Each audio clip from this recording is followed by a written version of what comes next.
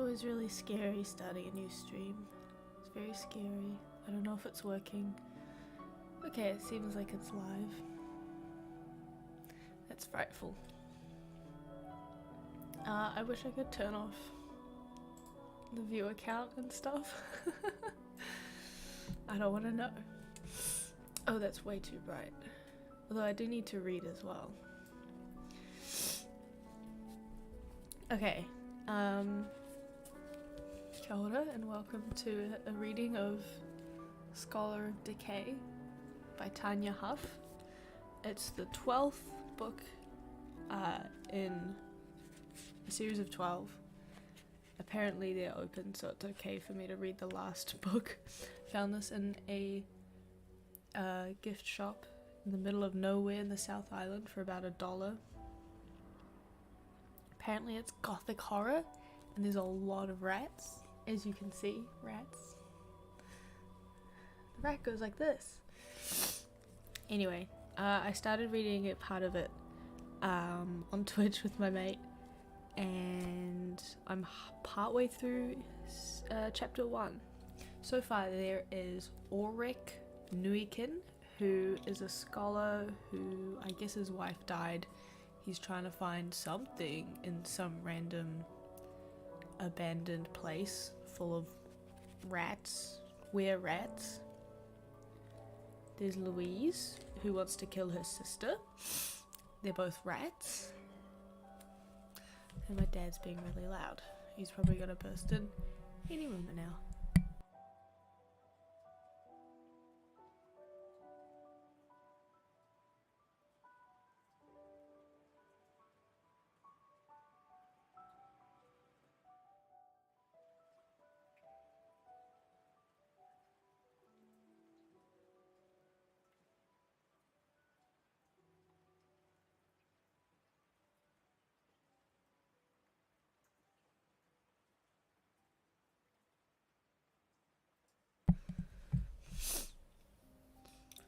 Sorry, I'm really sniffly. The house has COVID, I've probably got it too. But also I'm always sniffly. I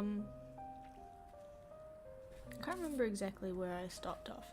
Okay, so Ulrich and his younger brother Dimitri are at a party. Dimitri's super hot, so everyone's loving him. And Louise and her sister... and her sister Jacqueline, the French in my head, are this is so boring. I'm just gonna start reading. Oh my god. Okay.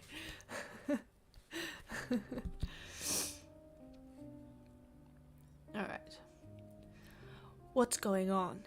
Dimitri demanded as, dismissed, they merged back into the crowd. What are you talking about? Ulrich asked absently. Having gained the approval he needed, his thoughts were already preoccupied with sketching out the parameters of his morning search. You two. You and Jacqueline Renier... Oh wait, I was doing a Russian accent. It's a Russian. You two. You and Jacqueline Renier... Wait, that's French. I'm really bad at accents, hey?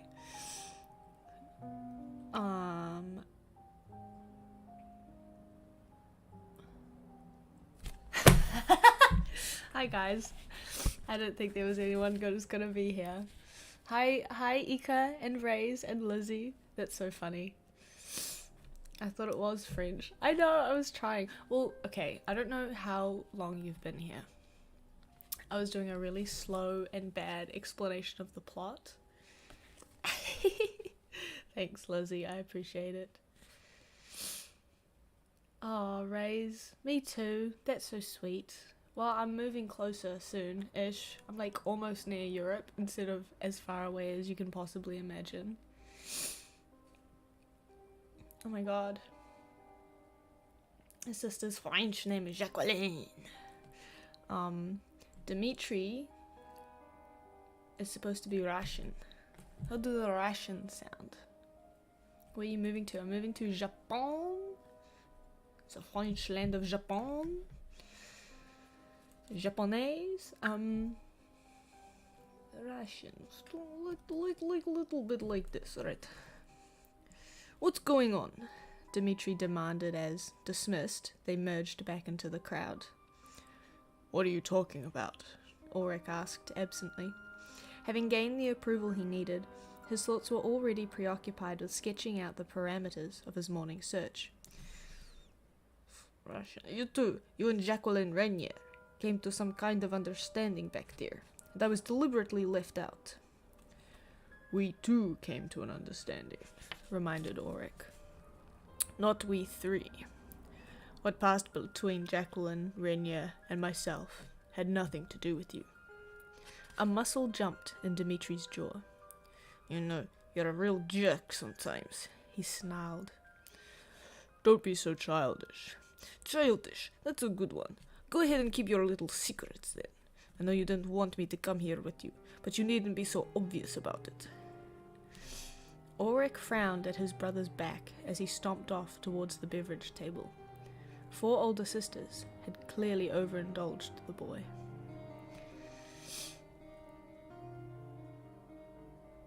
They say pizza, pizza instead of pizza. Pizza, pizza, pizza. Okay, that I'm just saying that over and over. Oh, this is a bunch of French women. Okay. Well, what did you think? What did I think of what? Jacqueline asked, accepting a drink from a fawning third cousin and then ignoring him. Of the Nurkins. Joelle leaned closer and lowered her voice. Aren't they lonely?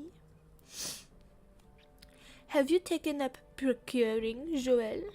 How nice you found something to do that suits you so well. Joelle pretended to not hear the insult. I just thought that you could use someone to take your mind off the last unfortunate incident with Henry. The expression on Jacqueline's face closed Joelle's throat around the second name. Incident? The head of the family said coldly. Alright, see ya, Lizzie.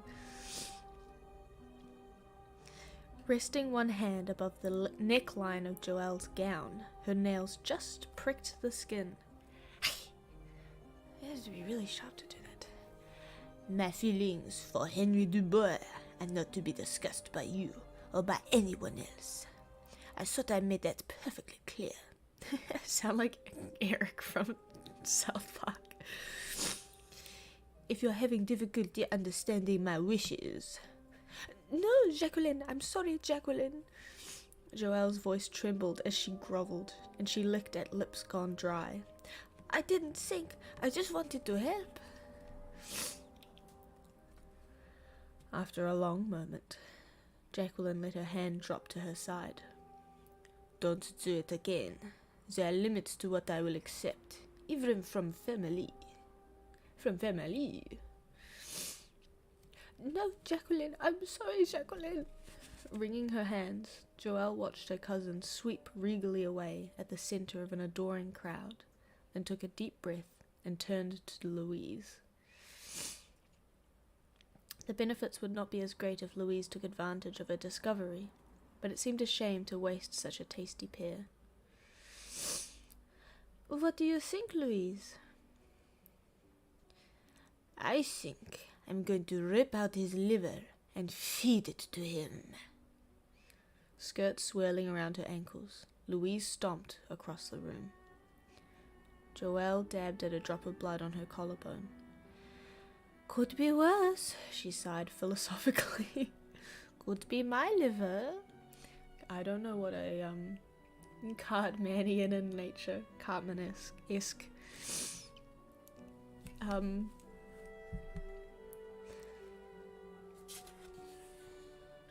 So Louise is trying to kill Jacqueline. Don't know what Joelle's deal is. She's just hanging out.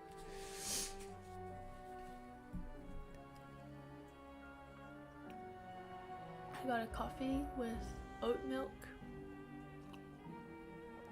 And it's a plunger coffee, which is a really gross word. I like that people call it a French press. Oh yeah, I have no idea. I've just found this playlist because it says Dark Academia and I thought it would be spooky for Scholar of Decay. I haven't listened to it at all. Alright. Also, sorry I'm sniffing so much, but I'm always sniffing, so it's just an inevitability. Enclosed by her own circle of parasites and postulants, eyes narrowed almost to slits, Louise watched Ulrich Neuken through gaps that opened and closed with the movements of the swirling crowd of dancers. How dare he ignore her? How dared he share? Wait, how dared he? I've never heard how dare he in past tense, that's really weird. How dared he ignore her? How dared he share whatever it was he shared with her twin, and not grant her even the slightest bit of admiration? The boy with his cap of golden hair and violet eyes was better looking, true, but the boy was nothing. That's Dimitri. Louise had lived in the shadow of power long enough to recognize it in nearly any form, and she recognized it in Ulrich Neuken. The party whirled about him as though he were an island, solid, grey, and uncompromising. Seen against his quiet reserve, the manic gaiety and pockets of deliberate decadence seemed to contrived and brittle. The contrast made him even more desirable, in spite of the streaks of white in his long blonde hair. The contrast made him even more desirable. Full stop. In spite of the streaks of white in his long blonde hair, Louise judged his age at no more than 37 or 8. His younger brother had the broader shoulders, the more imposing physique, but Ulrich was well built enough. Not that it mattered. She wanted him. It was all she could think of. The heat of desire clouded her senses to the exclusion of all else. And he ignored her. Her lips curled off her teeth. Bone and muscle writhed within their sheath of silken skin. Hissing softly in irritation, she struggled to banish the red haze from her vision. It took all her strength to fight her way back to control without appearing to be fighting at all. Incomparable one, you've gone so pale. Are you ill? Louise glared at the young man who'd spoken. He wasn't family, merely the son of a man who imported silks and satins. He wouldn't understand. Get away from me, she snapped. Hurt and confused, the rejected gallant found himself gleefully pushed back out of the inner circle by those who retained favour. The moment she could see clearly again, Louise shoved a babbling cousin aside and began to make her way across the room. I didn't realise how raunchy this book would be. It's about rats, so I didn't expect all the sexual overtones. But there's a lot. They spent a lot of time talking about these sisters' dresses. The currents of power in the ballroom had changed since the sisters' arrival. Entirely understandable, all things considered, Ulrich allowed. For all his preparation, he'd been taken by surprise when brought face to face with the Lord of Richmelot. That's where they are, they're in Richmelot. I should say Dimitri came with him because, the car going past, because some baroness was gonna kill him or something. They didn't say why.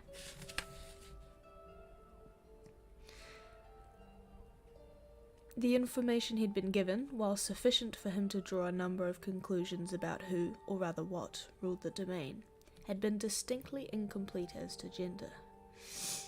He tracked the larger eddies circling about Jacqueline, and watched the cream of Pont-à-Mousseau society, such as it was, fawn over her in a disgustingly obsequious manner. If her glass was empty, someone filled it. Delicacies of every kind were offered from all sides. Her reaction intrigued him. She stood like the dark eye of an encircling hurricane. It wasn't so much that she accepted the homage as her due, as that she seemed completely unaware of it, the way she was consciously unaware of her arms or legs. It astonished him that anyone at the focus of so much intense attention could appear so alone. Nothing touched her. Do I feel sorry for her? He wondered. You don't look as if you're enjoying yourself. Startled, for he hadn't heard her approach, he looked down into the open invitation on the face of Louise Rainier. A dead man would have responded. Fortunately, as acknowledging physical needs during most of Auric's research could result in an immediate and unpleasant death, he'd long since learned control. I'm observing the crowds, he told her, to all outward appearances unaffected. Really? The tip of a pointed tongue moistened her smile. A pointed rat's tongue. And what exactly are you observing? I doubt you'd be interested. Try me. It was very nearly a command. Eves, look! I don't know how you pronounce Eves. Y-V-E-S. I'm gonna go with Eves. Eves? Eves? Look! Still furious about what had happened at the docks, Eves ignored his cousin's imperious order. Leave me alone, Chantal. I'm eating. Snatching the cake from his hand, she spun him around and pointed across the ballroom. You can stuff your face later. Look at Louise. She's hunting the stranger. These are like side characters who... The boat, like... They came to the party on a boat. And... They came to the party on the boat. And then these cousins, like, bumped into the Auric's boat. And then they got mad at each other and almost killed each other. So what? He snarled, turning back to the table and cramming a handful of smoked oysters in his mouth. If she wants to risk it, it's none of my business. If I could smell the stink of magic on him, she should be able to, and if she cannot, who cares? Chantal rolled strangely coloured eyes under pale brows. Eves ruled their little group because of size and speed. They all bore the scars of unsuccessful challenges. But she was beginning to suspect that, though cunning, he wasn't very smart. One little sniff of power that none of the rest of us caught, and all of a sudden this guy's a mighty wizard. She easily dodged his irritated swing. You are missing the point. If Louise is hunting the oldest stranger, he's going to be far too busy to protect the younger one. Ignoring the oil dribbling down his chin, Eve slowly faced his cousin. And if Louise is hunting... He worked that information through to its logical conclusion. We can hunt. But suppose Jacqueline wants him? She doesn't. She doesn't want either of them. I heard her. Eve's eyes glittered in the lamplight. Find the others. I'm gonna take a little coffee sip. A little coffee break.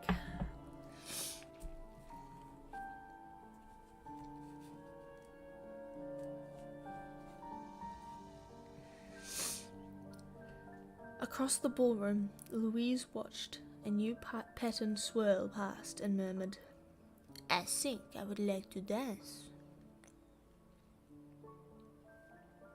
Auric inclined his head. As you wish. Monsieur!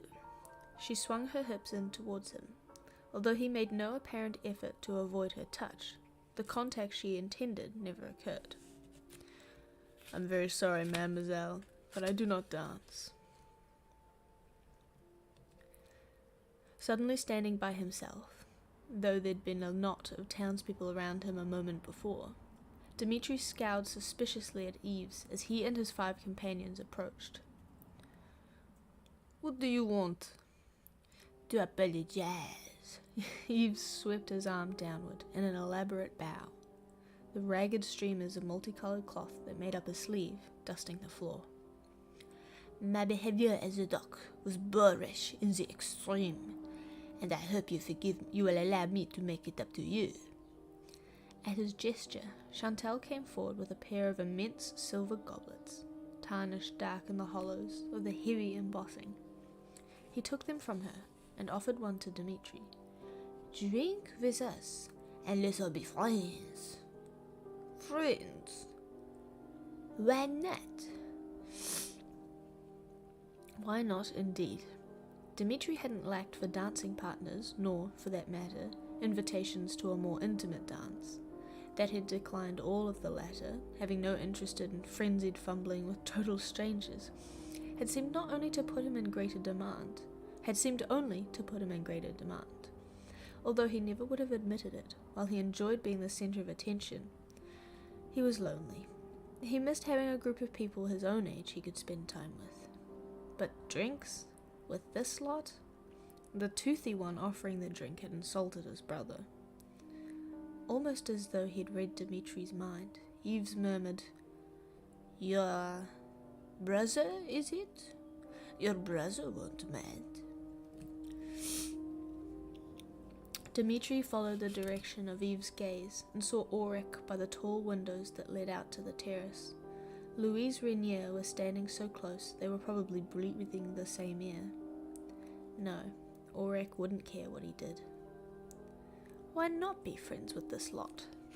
His fist closed around the bulky stem of the goblet. They looked as if they knew how to have a good time.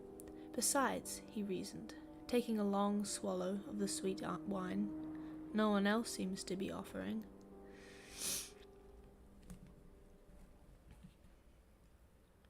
Ulrich had had a single objective for attending the party: acquiring permission to search the ruins. Had he been willing to leave Dimitri alone in such company, he would have left immediately upon obtaining it. As he was obliged to stay, he found Louise's attempts to attract him diverting.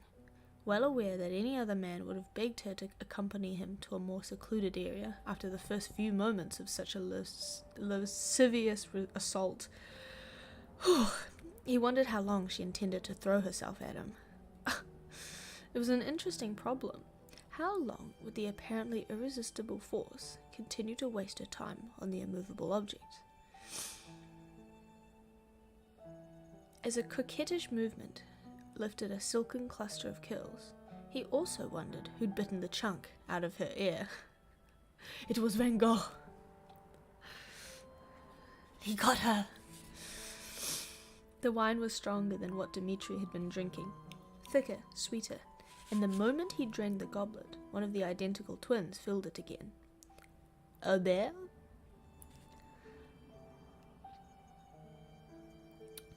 Lips twitched back off long yellow teeth.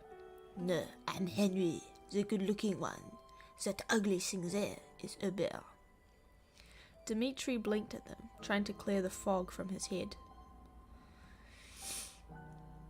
But you look exactly alike." When they all laughed, he laughed with them. As Dimitri swayed where he stood, Yves leaned forward and dropped his tone to a conspiratorial whisper. "Are you finding it warm in here?" "Yes, a little." "Come on." Yves linked his arm through Dimitri's, easily holding him upright in spite of their difference in size. Indicating that the other five should follow, he steered him towards the edge of the dance floor, towards the windows. "Let's go outside and get some air."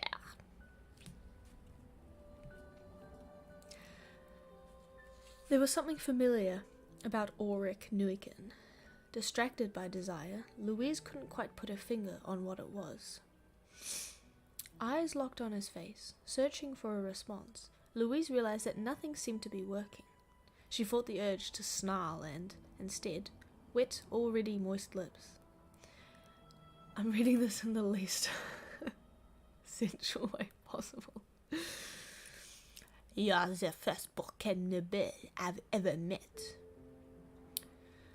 "I'm afraid we're merely a minor house." And were considered nobility only because of Ivana Boritsi, who owned everything in the domain, had created a class suitable for her to socialize with. "Have you left a wife back in this manor house?"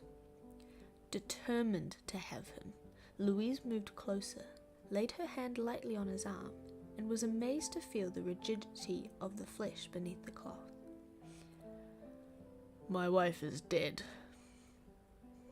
Buzzkill. "I'm so sorry. How long ago did it happen?"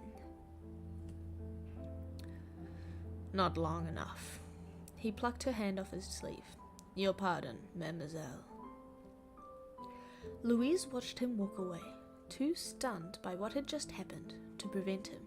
He actually plucked her hand off his sleeve. Did he think he could offer her such an insult and survive it? He was either incredibly stupid or the most arrogant man she'd ever met. She took a step after him and forced herself to stop, nails digging bloody half-moons into her palms as she struggled to control her rage. No, she told herself, not here. It's too public. It was too likely she'd be interrupted before he really started to pay. According to the little tete-a-tete he'd had with Jacqueline, Ulrich Neuiken intended to spend his time searching the ruins of the city. A great many unpleasant things could happen to a man in an abandoned building, Louise mused darkly, eyes glittering in the lamplight. Especially an abandoned building in Pont-à-Mousseau. Normalizing the accidental romance novel. Yeah, I'm trying to, yeah, it doesn't say, okay, I guess it does. No, it doesn't. It just mentioned that there's two beautiful women in the blurb. Can I read you the blurb? It's really bad. I'll just read the last sentence. Faced with his own personal torment and the all-too-real monsters of Ravenloft, the scholar is pushed to the edge of madness and a choice no man should ever have to make. Pushed to the edge of madness and a choice no man should ever have to make. It's really exciting. It's just bad grammar, that's all. I'm just being annoying. I feel like Louise is crazy. She's like immediately like swamped with obsessive desire for this old guy. A choice between women? Maybe. But his wife died and there was some red book and a crazy man in the window sometimes. Or in mirrors.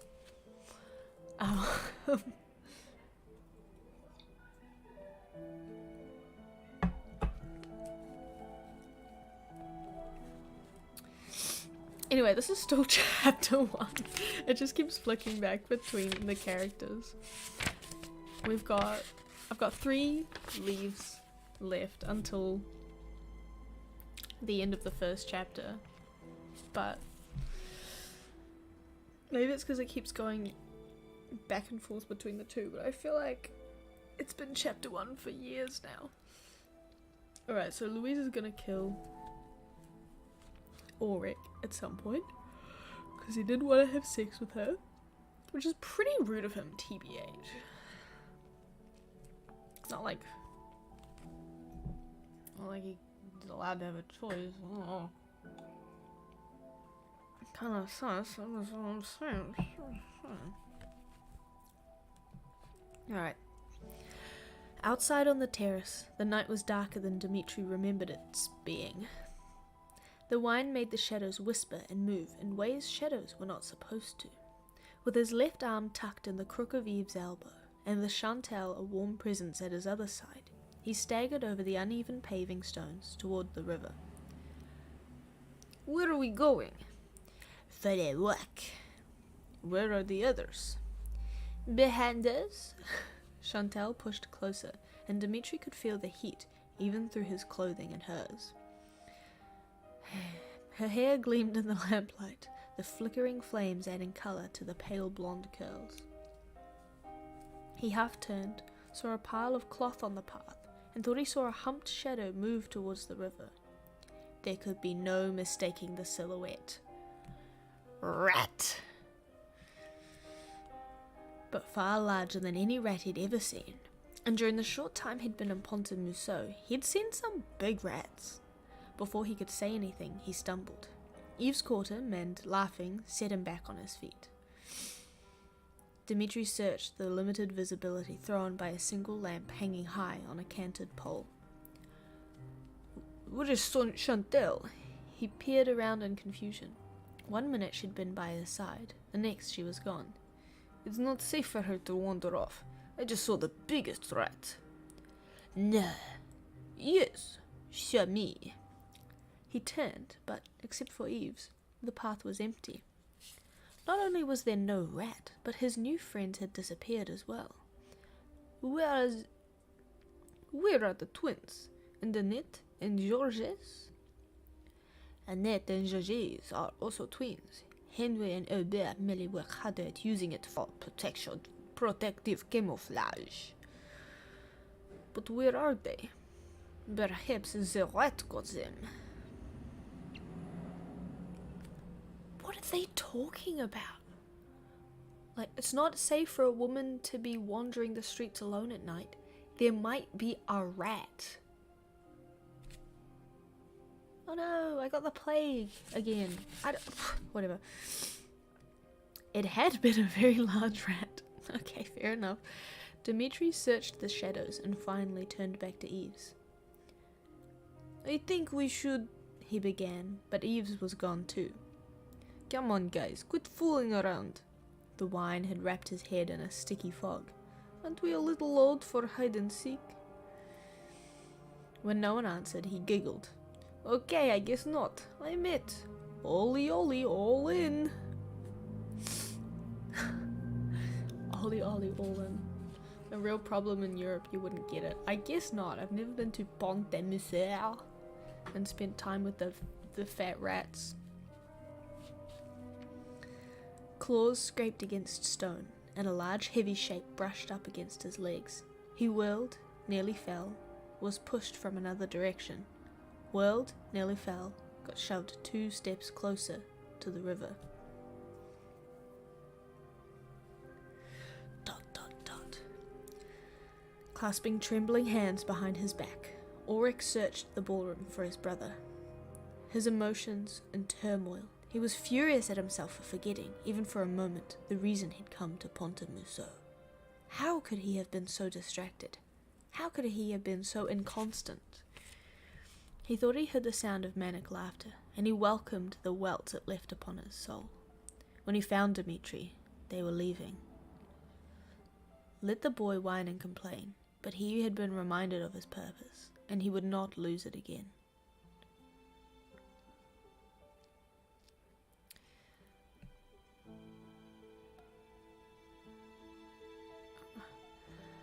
If you're looking for that pretty brother of yours, Joel told him, swaying into his line of sight and smelling strongly of brandy, he went outside with my youngest brother and his friends. Ulrich curtly inclined his head, ignored the wanton invitation in her glittering eyes, and made his way toward the terrace windows. By the time Dimitri worked out he was being herded, it was long past the time when he could do anything about it. One final shove, he flailed his arms, searching for something, anything to grab, and the dark water closed over his head. A half-dozen large, furred bodies slid in after him, their pointed heads and naked tails barely rippling in the river. 6 were dark enough to blend with the night. 5 were dark enough to blend with the night. The 6th gleamed like a corpse light in the darkness. Fear finally began to burn through the numbing effects of the wine. Water-sodden clothes wrapped shroud-like around him. Dimitri struggled toward the surface. A heartbeat after he desperately gulped a lungful of air, claws caught at his vest and playfully yanked him back under. Playfully, oops, oopsie, tee, we're gonna drown you. A powerful a powerful kick slammed into his shoulder and set him spinning. He lost all concept of up or down. He had to breathe, but he didn't know which way to go. Sleek bodies brushed by him on either side, squeezing him between them as they passed. Claws raked open chest and back, leaving sizzling lines of pain behind. He had to breathe. Had to breathe. Had to. Then his arm splashed out into the night, and he pushed his head out after it. Gasping and choking, he abandoned pride and screamed for Ulrich. Slick. Prank drowning, bro. Oh, sleek bodies. Not slick bodies, sleek. That's my accent.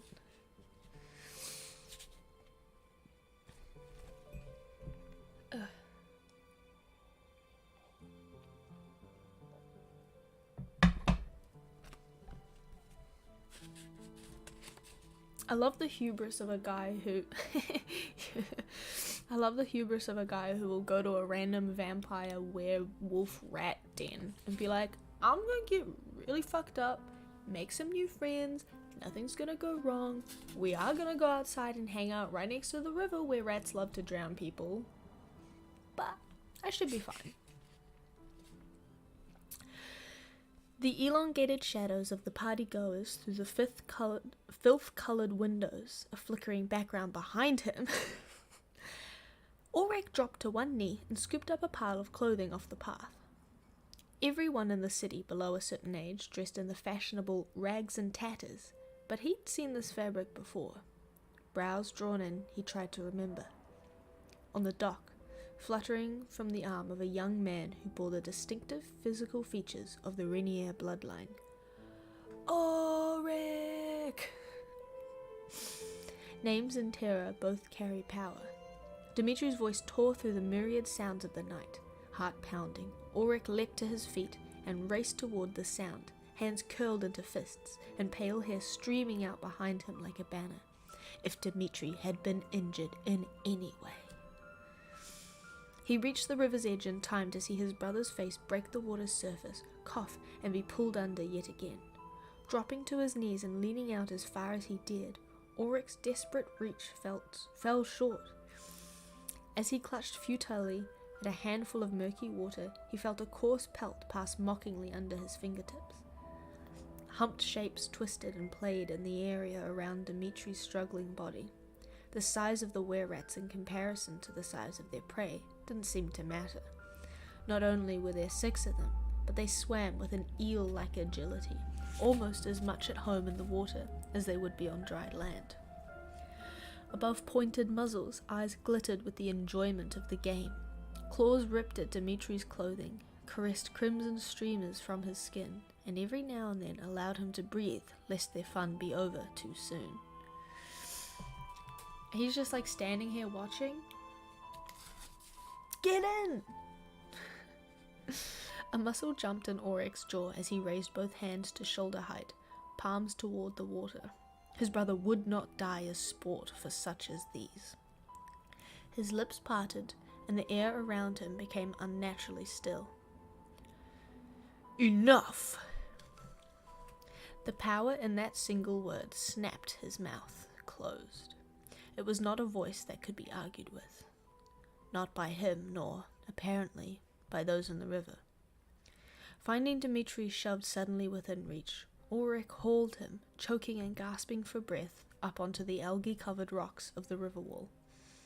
His clothing had been ripped into a grotesque parody of fashionable dress, but the wounds below were less serious than they had first appeared. Has he been bitten? Ulrich twisted and was not surprised to see Jacqueline Rainier advance from the shadows, her expression showing only polite curiosity.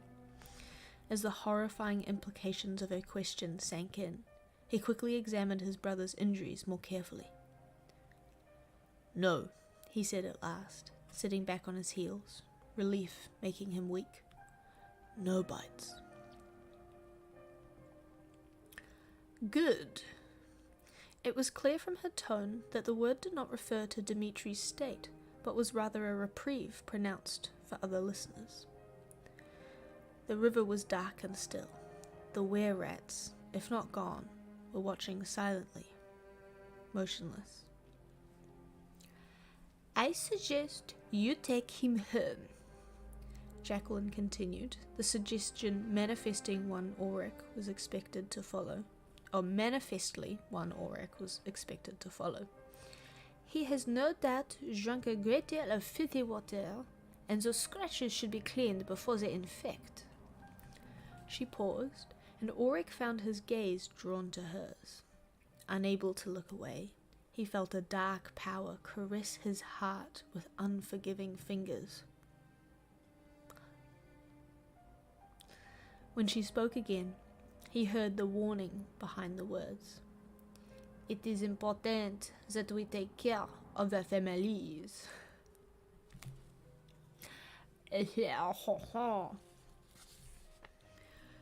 Still on his knees beside his brother's trembling body, a position he realized that also put him on his knees at Jacqueline's feet, Ulrich inclined his head. Had he not already been certain of who and what she was? This glimpse of a small fraction of her power would have convinced him. While she acknowledged his right to take care of his own, she had clearly reminded him that, in turn, she would take care of hers. It's really like real French. We are in Paris. When I speak the French, you cannot tell. Escargot. Maserati.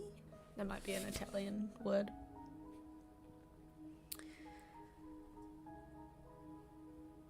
As Ulrich helped Dmitri stand, she murmured, "You've proven yourself to be a discreet man, and you will, of course, say nothing of what has occurred here." "My brother should be told." "Nothing," she repeated, and he had the distinct feeling she'd allowed him as much license as he was likely to get. While he doubted he knew he would...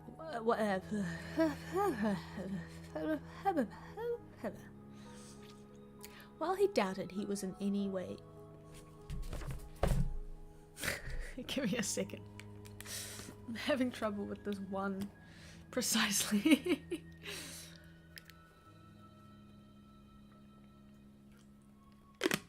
Oh, man. Okay. I gotta psych myself up for this single sentence. Oh.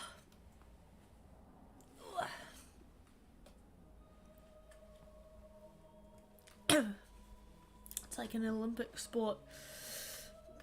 Okay. More water. I need more water. Okay.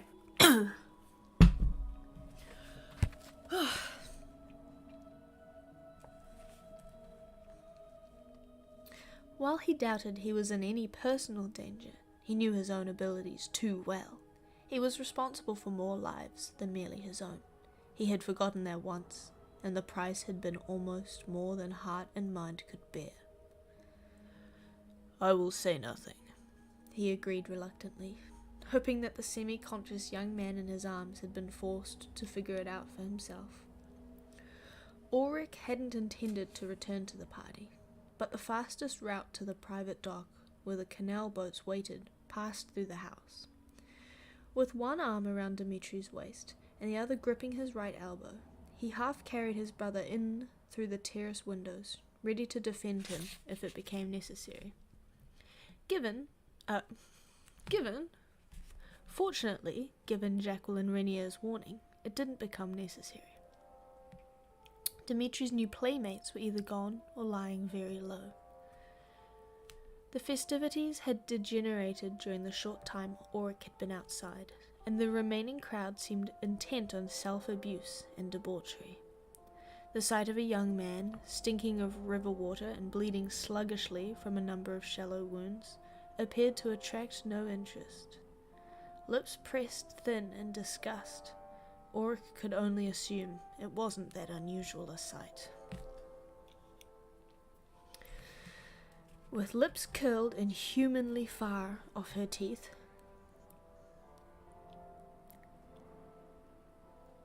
Louise watched Jacqueline follow Ulrich Neuiken in front of the terrace, her anger blinding her to everything outside its narrow focus of insult and betrayal. She ignored Dimitri's presence entirely and saw only that Ulrich had declined her company for her sisters. Seeing them together, a mere body length apart, she suddenly realized what it was about the man that seemed so familiar. He reminded her of Jacqueline. Not physically, but they shared an arrogance that suggested, rather than considering the rest of the world beneath them, they didn't consider the rest of the world at all. That apparent similarity with her twin was the last thing Louise needed to fan her rage into white heat. When Jacqueline, feeling the blind fury lap against her back, turned and smiled with taunting triumph, it nearly shredded away the last of Louise's self-control. Jacqueline could not be made to pay, so Ulrich Neuchen would pay for them both. Oops, okay, I pressed a button. He will beg for death before I'm through.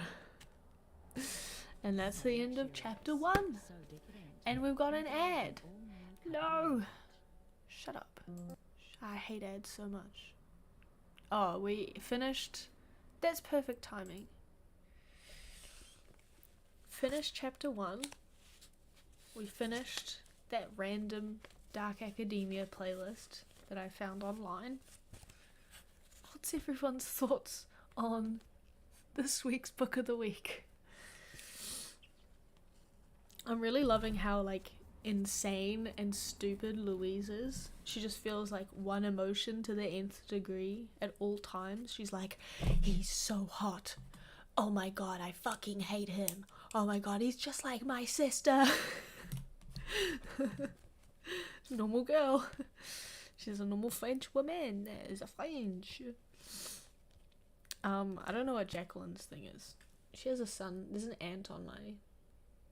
It had large rats and sexy angry people. You know what? It's true. I couldn't say you were lying.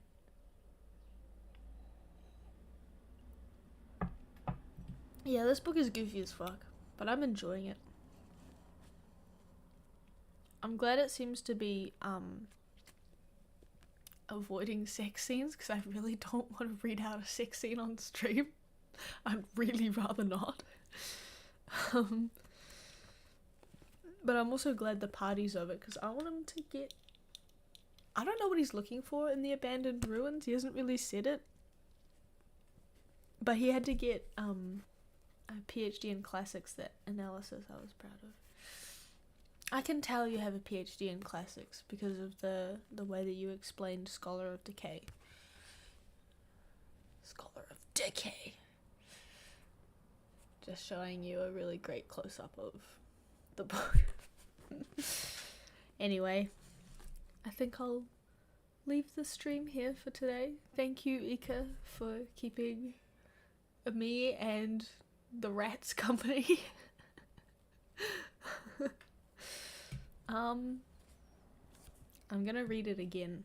I can't decide if I'm gonna do Twitch or YouTube. I don't know, it doesn't really matter.